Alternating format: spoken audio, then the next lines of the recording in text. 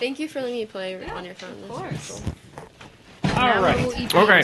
Back behind the microphone. Hi, Matt. Hi, Ola. How we doing? I'm back. I've been editing papers for the next Pennsylvania geographer. Oh, nice. Okay. We never always got one around coming to up. talk about your, like on microphone, talk about your trip to Amsterdam. Yes, let's do that. We can do that. Yep. Tell us about Amsterdam. It's the capital of the Netherlands, sort of. Okay, a little less detailed than that. Yeah, okay. How does it relate to you directly? Right. So for the last, I think, almost 10 years, I have done a study abroad trip to Amsterdam. And the course is called Sustainable Cities. Mm-hmm. So students get actually 6 credits. So it's 2 3-credit courses. And we go every second May. I usually have about in between 10 and 20 students. Like all study abroad, it's a program that is run out of Oakland, the study abroad office, and they call the Global Experience Office these days. So I work with them to set up the course. I design the course. They do a lot of the background work.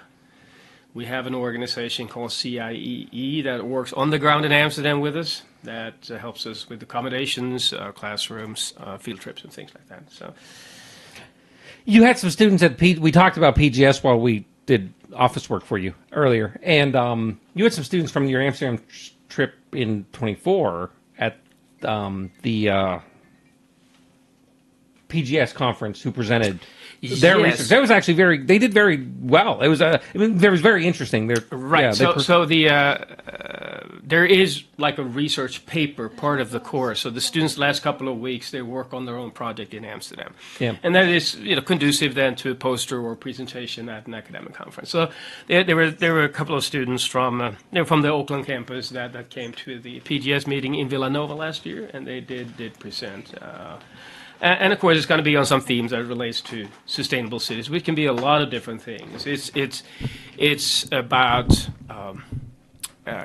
green spaces. It's about urban agriculture. It can be about sustainable transportation, biking,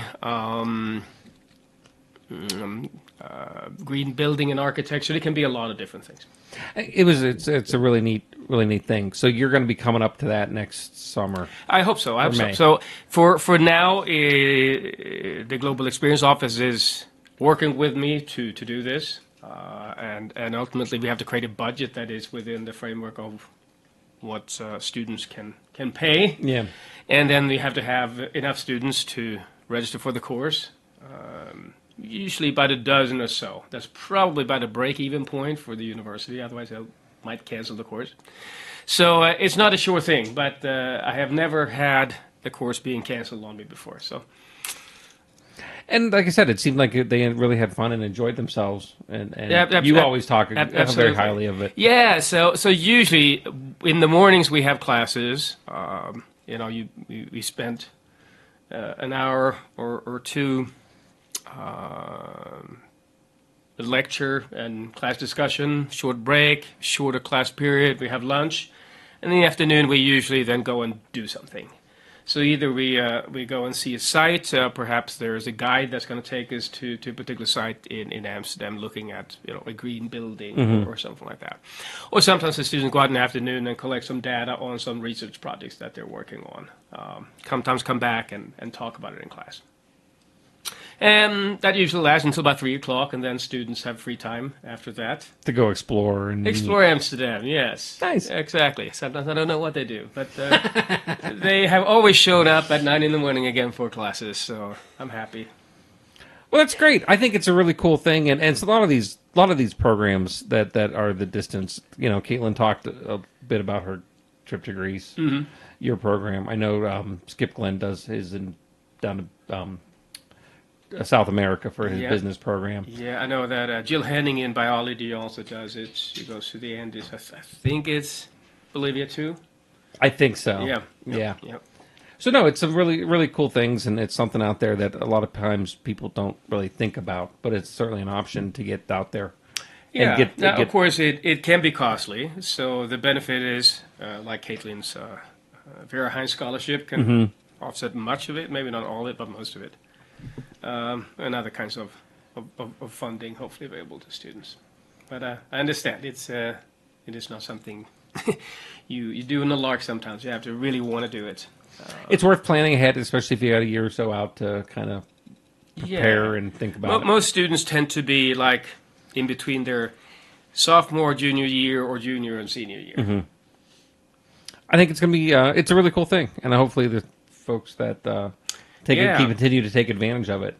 And then when you spend a whole month together, you get to know each other really well. So some students from years ago I'm still in touch with on social media, and sometimes I see them. So it's a unique experience, just like going on the field trip to Michigan and so on, which you did, right? And it's also a time when you really got to know your fellow students and Mitzi. Yeah, that's the nice thing about doing like sort of smaller group things instead of like a large class with 20-some people in it. Whenever you have a group of, like you said, 10, 15, whatever, you have a better opportunity to get to know everyone more closely. I have noticed that. When I have more like 10, it's more cohesive as a group. We do a lot more things together, even beyond the course. But sometimes when I have 20 students, it's a little bit harder. It's wonderful to have that many people interested in it, and do it. But there is a benefit sometimes to a smaller size, too. And that's been, I think, a cool thing. We talked a little bit about the history that all of you and I get to live with, being part of the department for so long.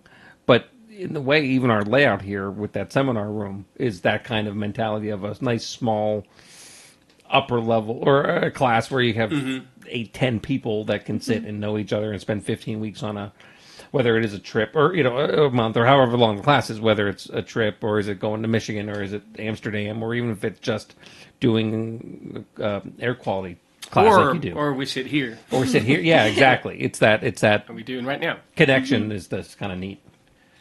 Yeah, no, I think that's a unique thing UPJ provides in general, and in particular our department, I think. No, I don't think all departments do that, but we have always done that.